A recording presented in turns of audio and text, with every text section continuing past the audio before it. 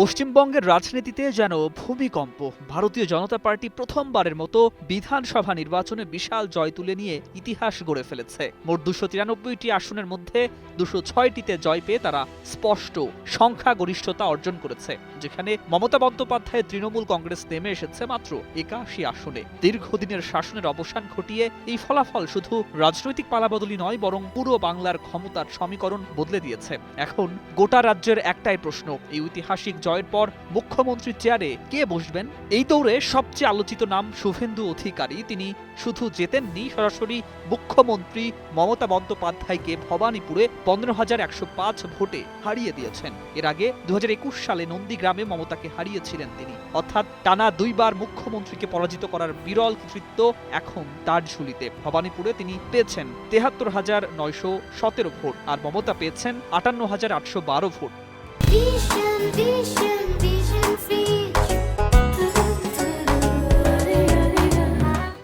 জয় পাওয়ার পর তিনি এটিকে ঐতিহাসিক জয় বলে ঘোষণা করে বলেন, এটি হিন্দুত্বের জয়, বাংলার জয় এবং বিজেপির আদর্শের জয়। তবে শুধু শুভেন্দুই নন, বিজেপির ভেতরে আরও দুই শক্তিশালী নাম ঘুরছে আলোচনায়। রাজ্য সভাপতি শ্রমিক ভট্টাচার্য, যার নেতৃত্বে সংগঠন শক্তিশালী হয়ে প্রথমবার ক্ষমতায় পৌঁছেছে দল, তাকেও গুরুত্ব দেয়া হচ্ছে। অন্যদিকে সহসভাপতি অগ্নিমিত্রা পাল ও বড় চমক হতে পারেন। আসানসোল দক্ষিণ থেকে জয়ী এই নেত্রী আগে লোকসভার সাংসদ ছিলেন, ফলে অভিজ্ঞতা ও নারী নেতৃত্ব দুই দিক থেকেই তিনি গুরুত্বপূর্ণ বিকল্প হিসাবে উঠে এসেছেন। যদি বিজেপি নারী মুখ্যমন্ত্রী কার্ড খেলতে চায়, তাহলে অগ্নিমিত্রার সম্ভাবনা উড়িয়ে দেয়া যাচ্ছে না। এই বিশাল জয়ের পেছনে কৌশলও ছিল ভীষণ হিসাবী।